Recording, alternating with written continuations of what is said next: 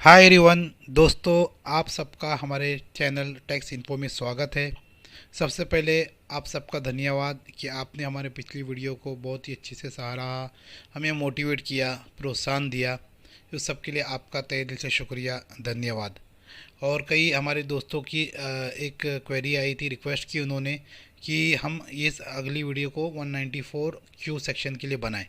तो आज हम सेक्शन 194 क्यू देखेंगे कि इस सेक्शन में क्या हमारे लिए प्रावधान रखा गया है, कि ये कितने लोगों पर एप्लीकेबल होता है, ये किन किन बायर्स को पे करना है, इसकी लिमिट क्या है और इसके अंदर एग्जेम्पशंस क्या है, कौन कौन इसके लिए इस सेक्शन से एग्जेम्प्टेड है।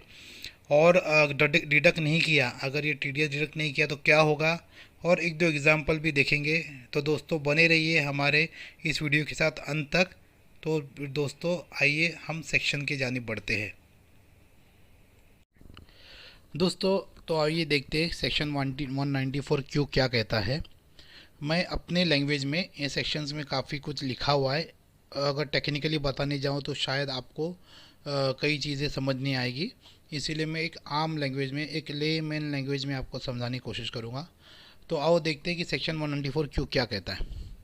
ये फाइनेंस बिल एक्ट 2021 में इंट्रोड्यूस किया गया है न्यू सेक्शन 194 क्यू, जो कि इफ़ेक्टिव फ्रॉम 1 जुलाई 2021 है, यानी ये 1 जुलाई से एप्लीकेबल हो चुका है।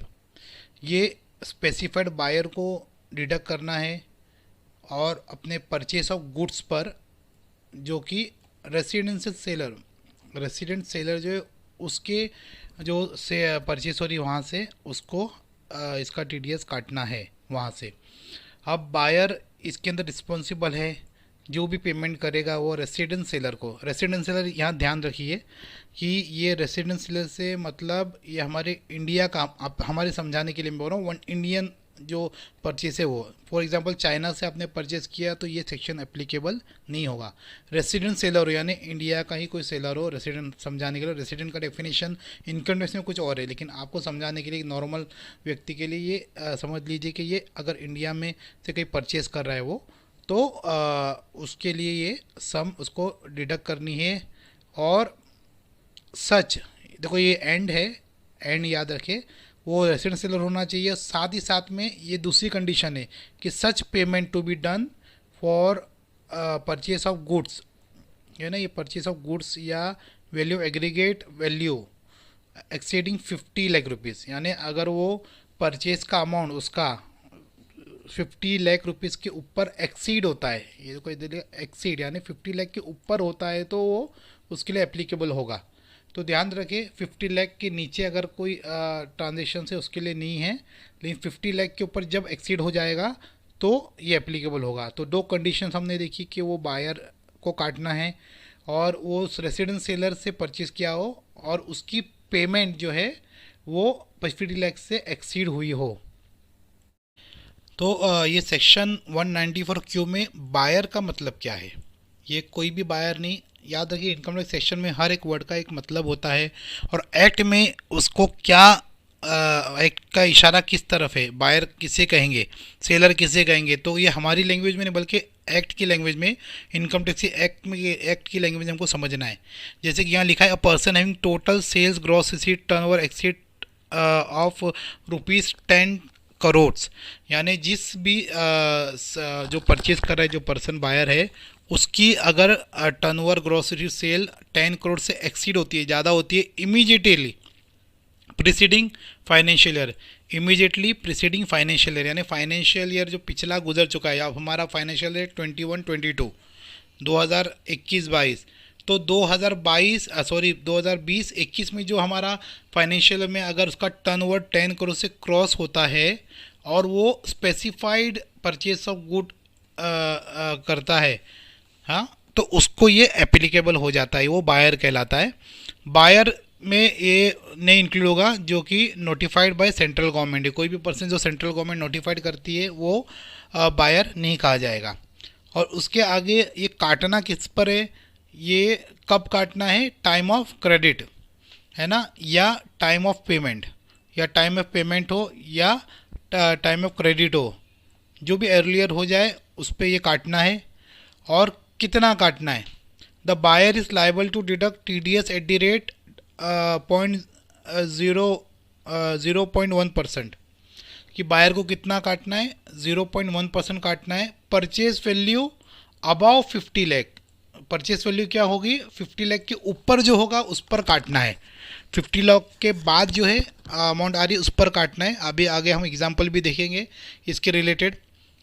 और आगे क्या बताया जा रहा है कि पैन नंबर जिसका नहीं हो, सेलर क्या पैन नंबर अवेलेबल नहीं हो, तो उस सेलर का बायर 5% काटेगा। देखो कहाँ ये 0.1% है और ये कहाँ 5% है। तो पैन नंबर नहीं देने से हाई रेट जो टैक्सेस अप्लीकेबल होती है, तो यहाँ 5% एप्लीकेबल होगी, 5% टैक्स काटी जाएगी। अच्छा, ये सेक्शन एप्लीकेबल कब से हुआ है, इफेक्टिव फ्रॉम 1 जुलाई 2021। तो जुलाई 2021 से ये सेक्शन एप्लीकेबल हो चुका है। इफेक्टिव डेट इसकी 1 जुलाई 2021 है। और इसके अंदर कुछ एग्जेम्प्टेड लोग हैं जिन लोगों को ये सेक्शन अप्लाई नहीं होता है। वो कौन से लोग हैं कि transaction on which TDS is already deductible under other provision of the income tax act. अगर इनकम टैक्स एक्ट के कोई दूसरे प्रोविज़न में अगर टैक्स कटा है, TDS कटा है, तो यहाँ दोबारा नहीं कटेगा। कभी 194 से या कोई भी अदर सेक्शन में अगर कटा हुआ है कुछ परचेस के रिलेटेड, तो यहाँ नहीं कटेगा। और second, transaction on which TCS is collectable as per provision section 206C। अगर सेक्शन 206C का TCS कटा है तो वहाँ भी एप्लीकेबल नहीं होगा। लेकिन इसके अंदर जो other than transaction on which TCS is collectable under section 206C(1H) की इससे मिलता जुलता प्रोविज़न है 194Q का, वहाँ यहाँ TDS काटा जाता है, वहाँ TCS कटता है। तो इसे छोड़कर ये दो जगह पे यानी सेक्शन 206C ये और TDS का कोई दूसरा प्रोविज़न अप्लाई हो रहा है तो नहीं होगा। हाँ, इसे छोड़कर ये सेक्शन 206C(1H) को छोड़कर। और अगर बायर नहीं काटता, in case the buyer fails to comply the TDS provision, अगर बायर TDS डिडक्ट नहीं करता सेक्शन 194Q में, तो provision of section income tax section 40A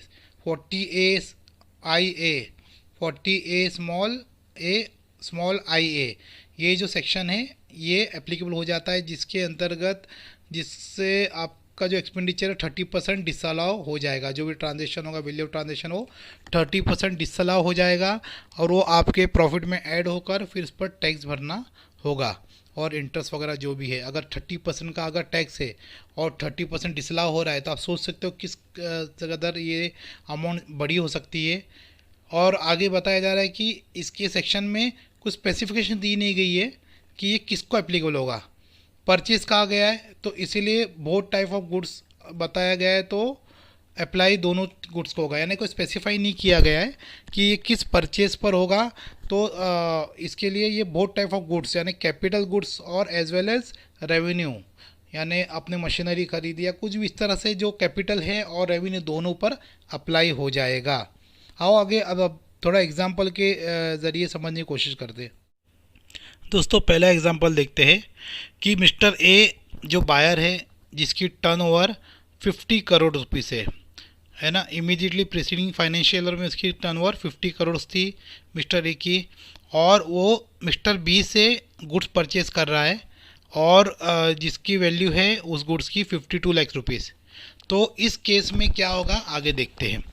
since the buyer turnover is above 10 crore rupees, buyer की turnover 10 crore rupees के ऊपर है, इसलिए ये सेक्शन 194Q एप्लीकेबल हो जाता है। लेकिन किस वैल्यू पे कटेगा, purchase good having value more than 50 lakhs.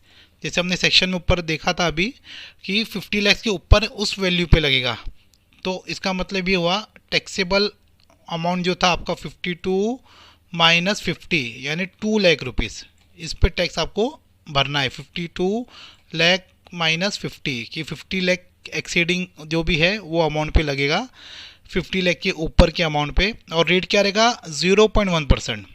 0.1% TDS काटना है। आप देख सकते हैं सिर्फ 200 रुपये है, कोई ज़्यादा नहीं है, सिर्फ 200 रुपये, लेकिन काटना ज़रूरी है। नहीं काटे तो क्या होगा, 30% एक्सपेंडिचर ये ऐड हो जाएगा। और उस पर जो भी आपका स्लैब रेट है, अगर आप कंपनी से, आप पार्टनरशिप फर्म है, एलएलपी है या इंडिविजुअल है, उस हिसाब से आपको अपने स्लैब रेट के हिसाब से टैक्स भरना पड़ेगा। एग्जाम्पल 2 भी देखते हैं कि इसमें क्या लिखा है। तो ये सेकंड एग्जांपल थोड़ा ट्रिकी है। अगर ऐसी सिनेरियो होगी तो काफ़ी लोगों को कन्फ्यूजन है कि क्या करें जब बायर का भी 10 करोड़ के ऊपर हो और सेलर भी 10 करोड़ के ऊपर हो। तो एग्जांपल देखते थोड़ा क्लियरिटी आ जाएगी। मिस्टर एक जो बायर है, जिसकी ग्रॉस रिसीट 40 करोड़ के ऊपर, 40 करोड़ से यानी 10 करोड़ के ऊपर है। मिस्टर बाई एक्स ने बाई किया गुड्स मिस्टर वाई से 60 लाख रुपए की, 60 लाख रुपए की मिस्टर वाई से मिस्टर एक्स ने गुड्स खरीदा।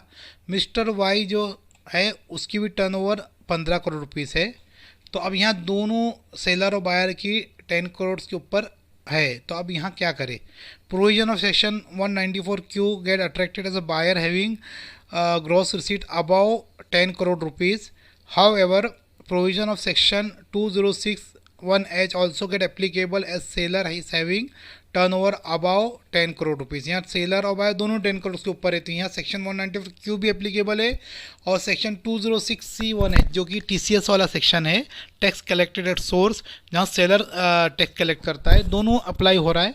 तो इसमें से क्या अप्लाई होगा? अब दोनों टकरा रहे कि दो बार दोनों टैक्स भरे, ऐसा तो नहीं होगा। तो यहाँ क्या बताया जा रहा है, since both provision of section 194 Q and section 206C1H get applicable, TDS would be deducted only under section 194Q।